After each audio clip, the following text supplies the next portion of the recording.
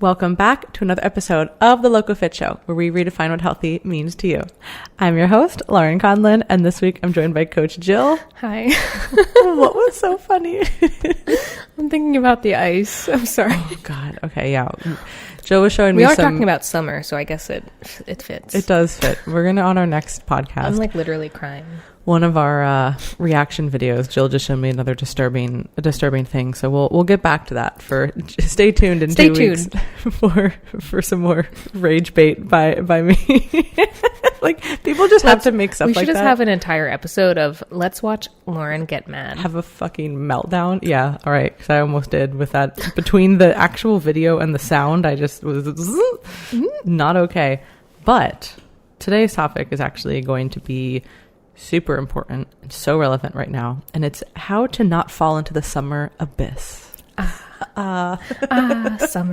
Summer abyss. I always just think of that, those pictures of like the Grim Reaper on like the beach. Like, whoever did that was like my favorite thing ever. Like, props to you. Have you seen that show, The Adventures of Billy and Mandy, or The Grim Adventures of Billy and Mandy?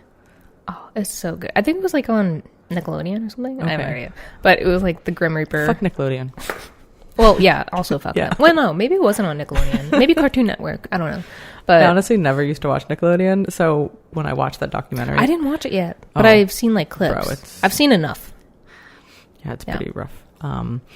But I never watched those shows to really know, like... Oh, you didn't grow up watching, like... I just didn't watch it, so it wasn't really anything that I personally was like, oh my gosh, I remember watching this as a kid, so I don't even remember how I would have, like, viewed it, you know, because obviously you view things differently when you're a kid, but... It, like, ruined the show for me. Oh my God. Like, I grew up watching, like, all those shows. Horrible. Anyways, yeah.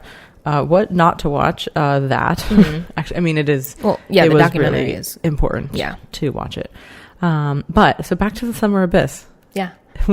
We were actually... How we were just we giving you that? a preview of what it's like to be in the abyss. We're currently suffering in it. We're working our way through.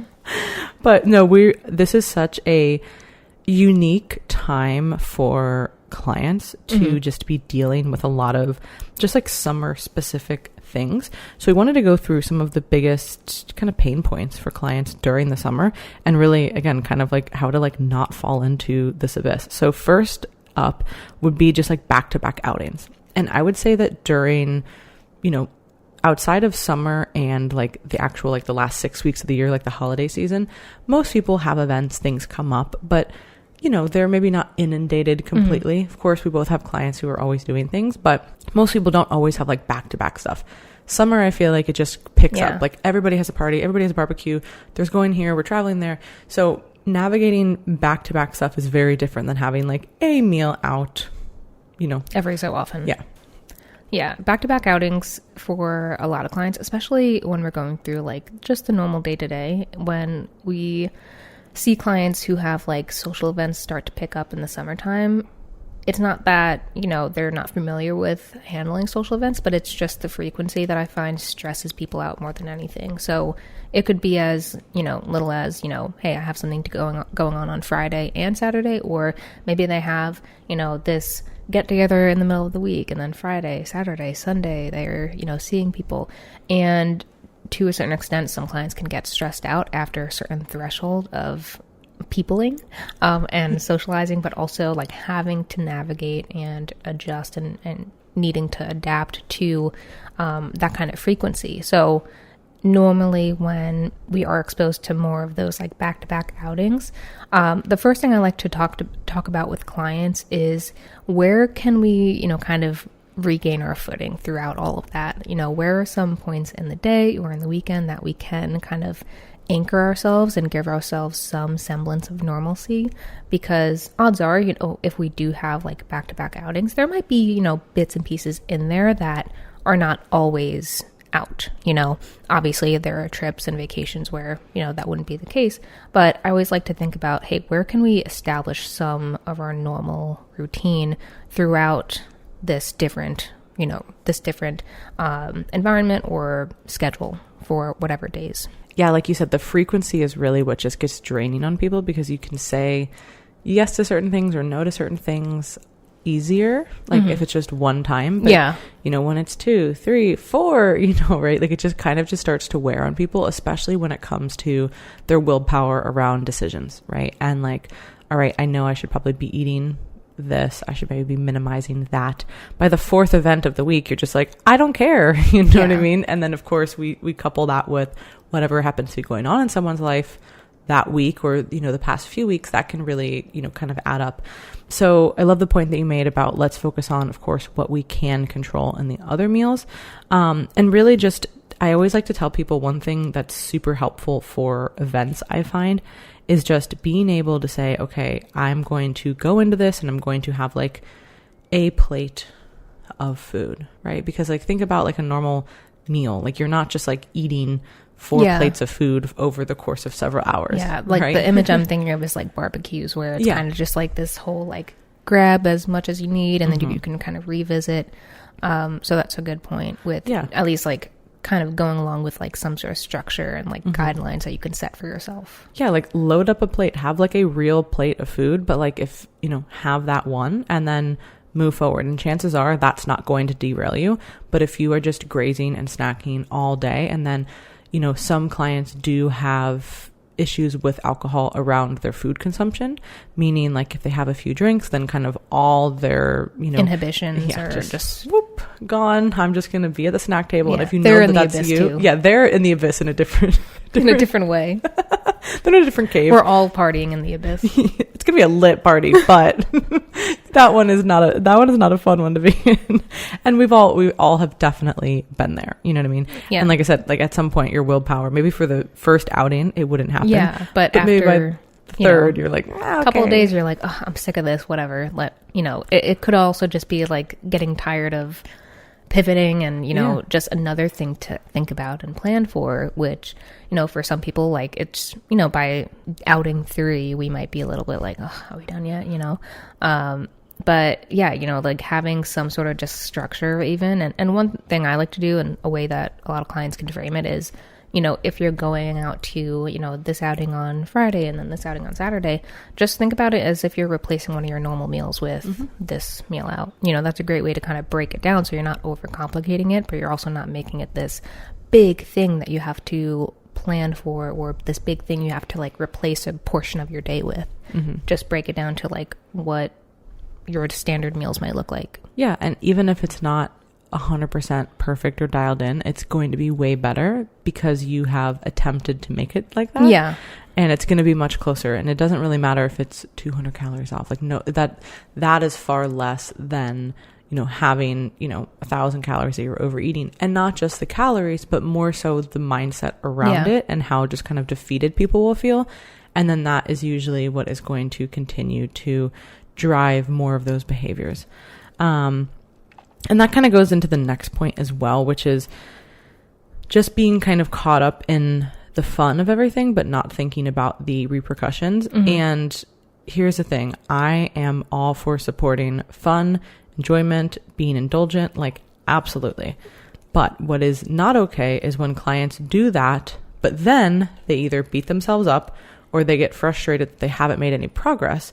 And it's like, listen, like, we can't do both of those things at the same time for most people. Yeah. We make choices, and, I'm also like all for like making those memories, have a good time. There's a time and place for these things too. Like I've talked to clients where, hey, like there's certain restaurants that you go to and you're not supposed to change anything on the menu. Some of these places are like fun for a reason, and they're an experience.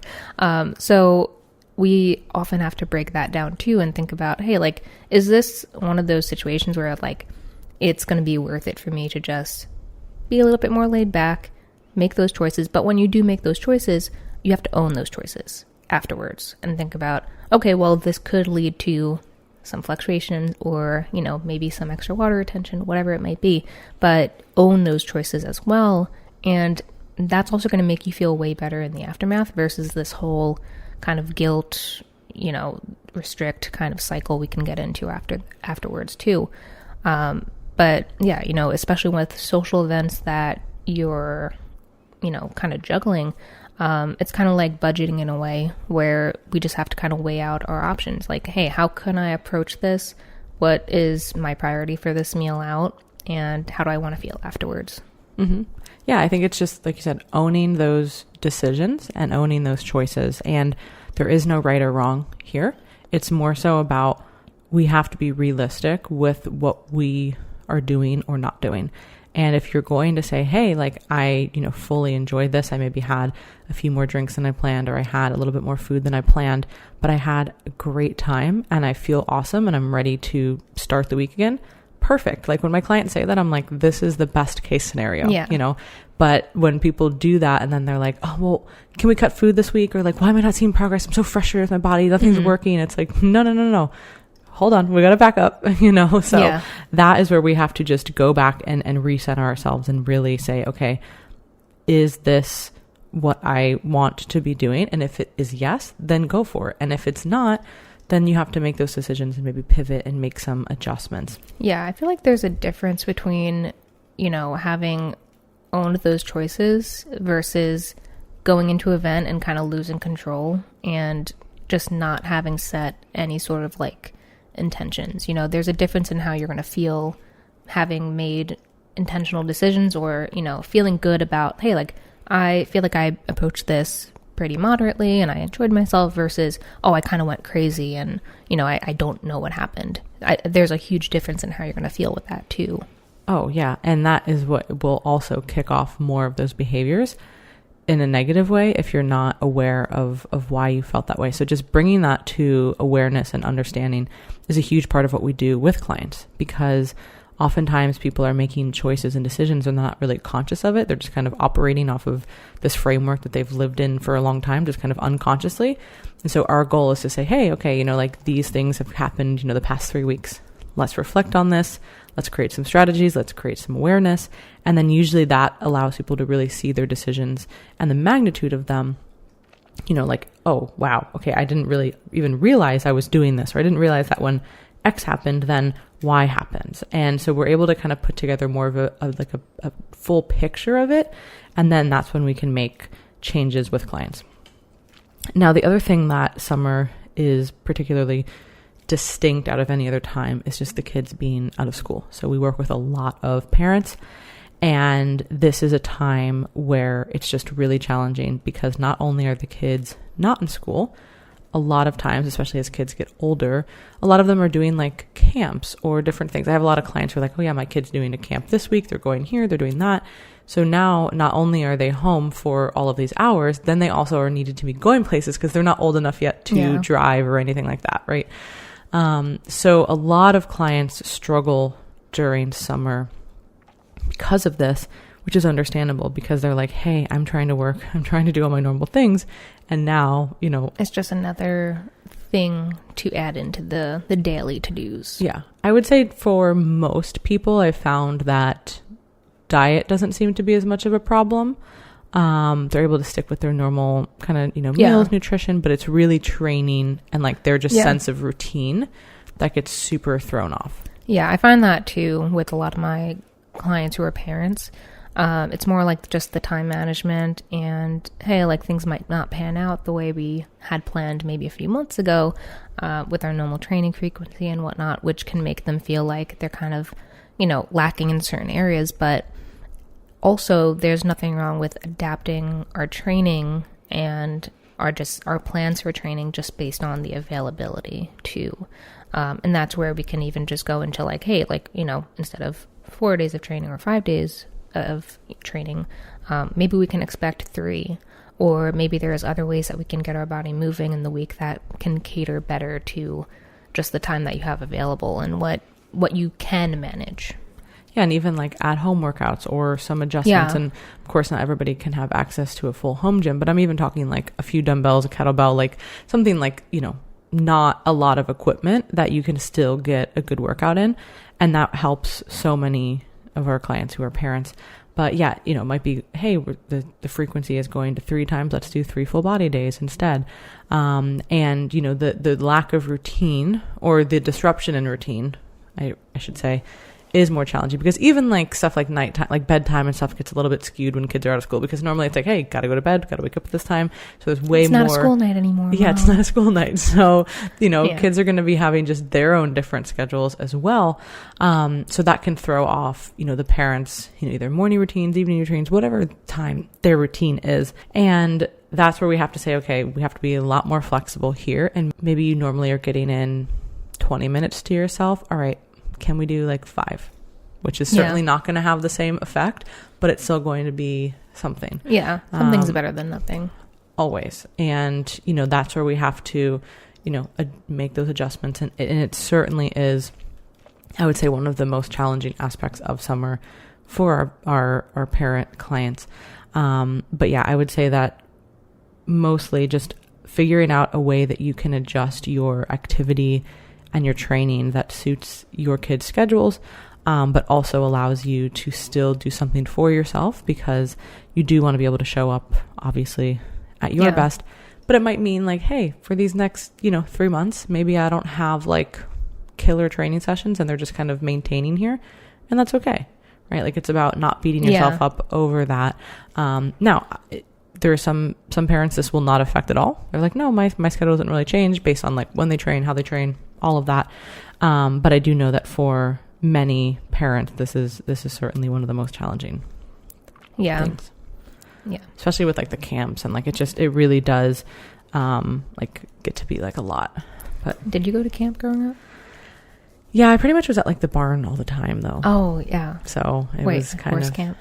Yeah, like a riding camp, and then I was either in it or when I got a little older, I was teaching it. Yeah.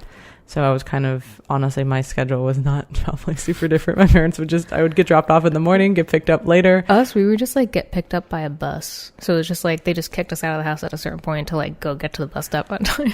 Yeah. I definitely do feel like it is a little bit different now. Might be different, with some of maybe stuff. camps are different and they just don't pick up kids anymore. That was like my whole experience in camp. They just like made a bus route based on who was going to camp. Yeah, that makes sense. That sounds like a way better idea. Yeah. But yeah, no, I would just be at the barn all day from like morning to evening. And so there was endless things to do there. So it was always like, I can imagine. It really was like the perfect place, for me to just be all day. Endless things, safe environment. Well, relatively safe, it's horses, but you know what I mean? Like safe, for us. And yeah, so that was my summer experience was doing those things. So fun. Now, speaking of experiences, vacation and travel. So obviously summer is the time that most people travel, not just because kids are out of school, but even just, people who don't have kids.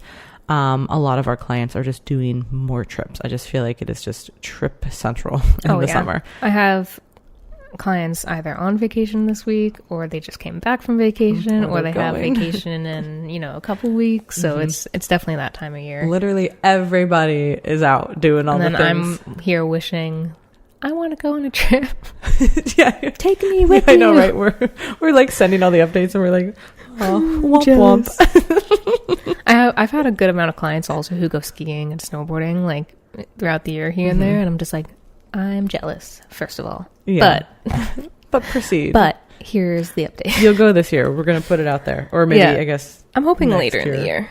Yeah. Whenever the snow starts. Yeah, whenever the snow does the snow things. You know how I'm like, oh, what's snow? I don't even fucking have a good idea of the season or what time the seasons. But Steven is all that. It like doesn't, even though it's snowing. We're probably going to go in the winter.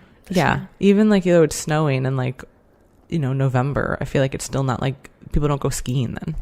I feel like it just depends on like where you're at too. Okay.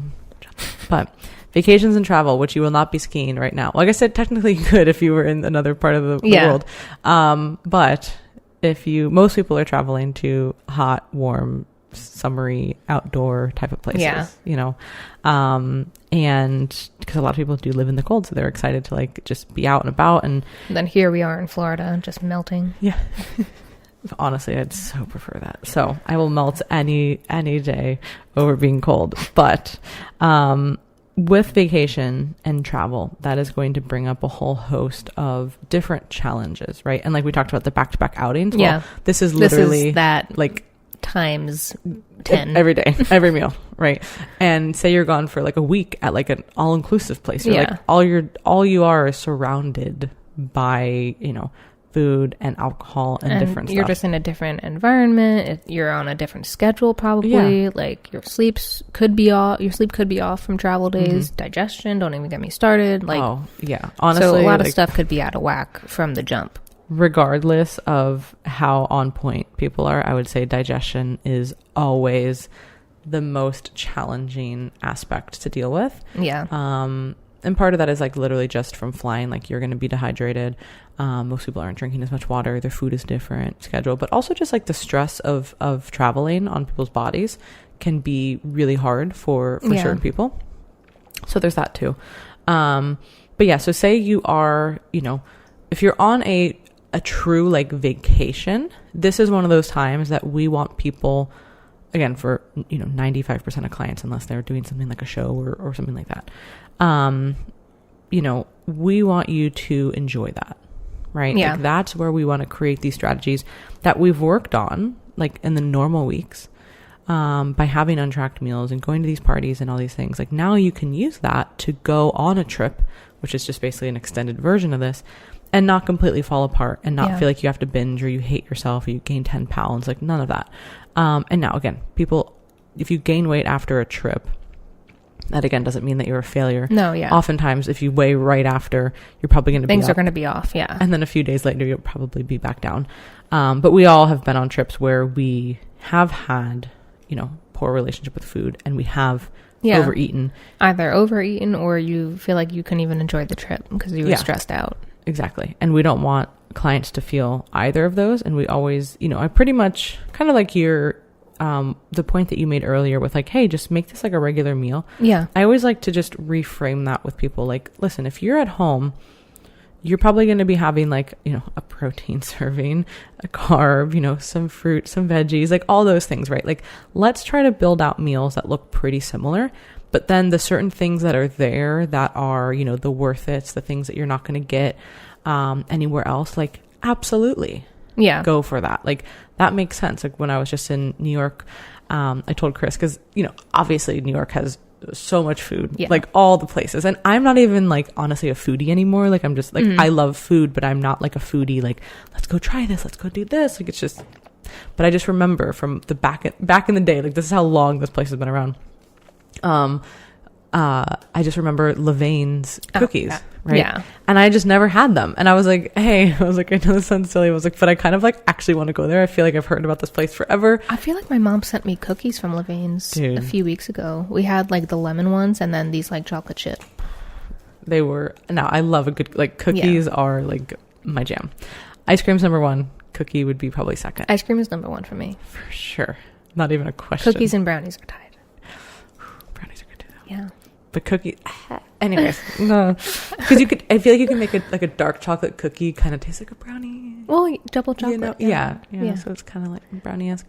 But anyway, so like, I feel like sorry, I'm going on a tangent now. I feel like a Pizookie would be like a good mix of like, like a cookie and a brownie because it's like warm and that would be good. Little. So we got Levain's, right? Which they're like, I mean, like.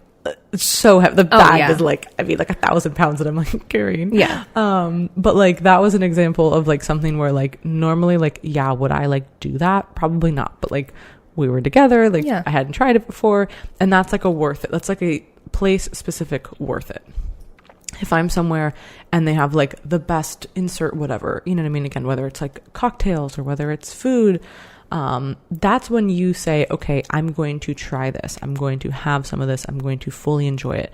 But that doesn't mean that you're replacing your other meals. And I think that that's where people can really go like astray when they're traveling, right? Like at home, they maybe have like eggs and egg whites and fruit and stuff for breakfast. And then they're traveling. They're like, all right, let me get this like jumbo croissant and like a coffee and no protein, like no anything. And then your body's going to be like, hi, really hungry. What's going on? And now you're starving, going into lunch, have a few drinks, and then you're like, all right, it's game on. It's a wrap. You know what I mean? Like the whole day's shot now. And that's not to say there's anything wrong with having coffee and a croissant, but also to say, hey, maybe get a few eggs on the side, like keeping things a little bit more normal than you would. Like just maintain some of those like big pillar habits that you were going to be doing otherwise. Like one way I frame it too is like if I didn't plan on tracking on a few days, like just for maybe I just didn't feel like it, right? I'm still going to employ all the habits that I do day to day, regardless. And that's how I kind of frame it. Like even if I weren't like logging numbers and, you know, weighing things out or like accounting for things, I'm still going to employ these core habits because one, they're important for whatever my goals are. They make me feel my best, and overall they just help me feel my best as far as like operating throughout the day and maintaining, you know, maintaining my satiety between meals and that kind of thing. So I like to frame it like that too, where it's like, even if you weren't like logging things specifically, or you're just trying to be mindful, what are those habits that are going to keep you feeling your best, and what habits are going to make the most sense too, and then be the most appropriate to, of course, like apply when you're out in this new environment, but also help you feel your best while you are navigating, like, you know, just any sort of sightseeing, and, you know, you want to feel your best on your trip, and how do you want to feel at the end of the day, right? You know, that's one way I like to frame it too. Yeah, especially if you are on like a tropical kind of trip where you're like in bathing suits, like everybody wants to feel good in that way, right? And again, not even like physique related, but just kind of like digestion and all that. So if you completely change everything that you're doing, you're probably not going to feel your best. And that's not reflective of your physique. That's just reflective of those like choices for those few days. So hitting all the main pillars, like drinking water, having protein at every meal, you know, being mindful of portions, having some fruits and veggies, you know, like all of those things. Even if we just tracked those things alone, like we're going to be in the ballpark range of where we want to be. Exactly. And that's why we use the habit tracker. And that's why we just talk with clients about those kinds of habits. That way they can employ those on trips. And obviously if we're talking about travel for like work travel and like quick stuff, like that's different, right? Like we can plan that a little bit more. But for people who are doing like fun trips, yes, we do want you to enjoy it, but we want you to keep some semblance of your schedule just because you're going to feel better that way, with those positive eating habits. And training, same thing. Like it's really just going to depend, I guess, how like where someone is, if they're like in a really remote space, or if they're somewhere like if you're on a resort and they have a nice gym, like like take advantage of that, but like don't make that the end all be all. No, like you shouldn't be molding your vacation around your training unless you're a total meathead, which I also get that too, because I've done that as well. I get that too. I feel like it depends on like like just the situation, you know. We've had trips where even when we were, you know, out skiing and stuff, like I would expect that I probably wouldn't get in nearly as much training because I'm going to be beat up from the slopes anyway. But on days where it just made sense and we felt good, like, like if we can hit up a local gym and, you know, we have a day off from, you know, the slopes and we want to do something easy, then absolutely. But we've also been in situations where when we were in, where did we go? Norway and, you know, Switzerland for the honeymoon and stuff, we were sightseeing, we were moving around a bunch, and it just didn't make sense for us to fit it into our schedule. So it just depends on like the situation and, you know, your preference at the end of the day. There's no right or wrong way to do it. No. If there is a good gym and you want to take advantage of that, like go for it, right? Whether you're in a city that has like a gym that you've always heard about. Yeah, because that's always fun. Yeah, that's super fun. Like, well, again, we like that kind of stuff. Or like the hotel gym that I was just in at Singapore. Ooh, oh yeah, dude, you showed me. So good. Like I'm talking squat rack, like a platform, which I didn't use because I was dead, but they had that. You know, a booty builder, cable stack, certain machines, you know, TRX, kettlebells, like I was like great cardio equipment. I was like, this is banging. Now, did I have great workouts? No, because I was so jet lagged. It was disgusting, but I still got in 3 workouts. Yeah, you still showed up and did something, you know, and I feel like that's, I would say at least like something good to aim for, even if you don't have like the most ideal schedule. Yeah, it was probably not, you know, any PRs. It definitely wasn't any PRs, and it definitely wasn't like the biggest muscle building workout, but I got in, you know, an hour session, you know, between warm up and everything. Like that's pretty good. And so it's one of those things where if you are traveling and you want to fit in something, think about, okay, let me do like, if you're somewhere for like a week, right? And again, I'm thinking of like a resort setup. Like when I go to Ireland, Not sure what that's going to be like, right? Yeah. First of all, just Europe in general often is like not as much of a gym culture as like over here, right? And so some of the hotels It might depend where you are too. Yeah. We're going to be bouncing around, like just like bopping around different places. So we're going to have a lot of places that we're going, and I'm not always going to be sure. Like we have a lot of travel to do because we're going to be doing one of like those tours, right? So I'm not expecting to get in a lot of training just because of that, right? Like again, if there's something that's in the hotel and I have time, I can wake up and do it, sure. But I'm not going to go out of my way to, you know, miss something and, you know, oh, I'm going to miss this site because I'm going to go, like, no, I'm not doing that. You know, it's not the end of the world.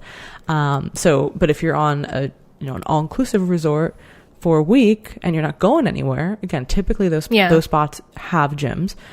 Even if they're not great, you could still get in, you know, a 30-minute workout in the morning, go for a long walk on the beach. So it's really just going to be context dependent. But unless you are training for something that you have to train for, like, you know, whether it's a physique competition or if you're a performance athlete, then you absolutely need to go find a gym. But you would already know that, you know, if you are competing at something, that's when you just have to say, okay, like I'm going to maybe not train a few days or not train as much and be okay with that. And then lastly, for how to not fall into the summer abyss. And this is just client specific. And this is talking about skipping check-ins. So yeah, I totally understand because a lot of people are like, hey, you know, I had all this going on, you know, didn't really have a great week. Listen, I still want to hear something, right? Unless it's a quick little, you know, just a little email, just a little message, just a little email touch point, because that way you still have in your mind, like, all right, I have this accountability, I have this person, and you're not just kind of like shutting it out. I'd rather have just any kind of touch point like that, even if like the check-in could literally just be like, quick, hey, it's going great, like perfect, right? Yeah, it's like, hey, on vacation, feel good. Feel good. I've had that before, which is always nice, especially when people have struggled before with traveling.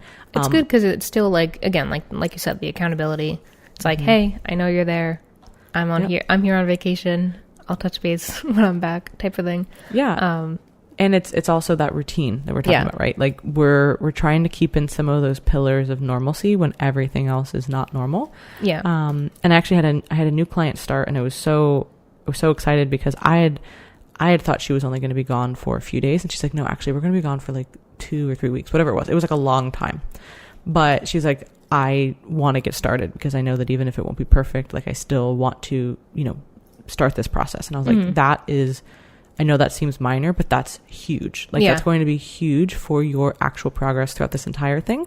Because you weren't like, oh, let me just wait till I get back, because that's how we always frame that in our minds, like, oh, it's not a good time. It's like, oh, I'll just start. It is never a good time. Like there's always something in our lives. Like I've never met anybody who has like nothing going on in their life. Like I've yet to meet someone who just has. Show me someone who has nothing happening. Like I don't know. Like I don't know anybody. So I'd love to meet them. There is, how do you achieve this? How do you achieve this level of... But so, you know, when it comes to not wanting to get started or missing a check-in, like this is actually a really good time to make sure that you're staying connected with your coach, even if it's modified. Like we don't expect all the data. We don't expect all of these long drawn out things. Like that's definitely for the reflection after the trip. And there can be a lot of really great reflections post-trip, you know, that clients will share with us. Yeah. But it is still important to make sure that you are checking in with your coach, whether it's us or someone else that you're working with, just because it helps both you and the coach. Yeah. And I feel like it just makes that transition back into routine even easier. You know, same thing that, you know, if we were to talk about habit tracking or, you know, keeping just basic parts of your routine in place, it just makes that transition so much easier because you've continued that practice. Yeah. And often I find that actually post-travel can be even harder for clients. Yeah. Because they are really excited, obviously, leading up to the trip. And then the trip happens. And then they come home. This lull. Yes. And then it's like these post-travel blues. There's like the reality of like, I have to do laundry and clean my house again. And like all of those things, you know. All the things I left behind are still here. Oh, they're still here. Dang it. And so that can create a lot of issues too. So to your point, let's keep that in the routine so that it doesn't make that adjustment even harder than it needs to be. So we hope that this was helpful to talk through some of the summer challenges that a lot of our clients are facing and that you're potentially facing as well. So if you have any other questions for us, feel free to send us a message or shoot us an email. And for all other coaching inquiries, you can visit redefinehealthybrands.com. And we will talk to you guys next week. Bye.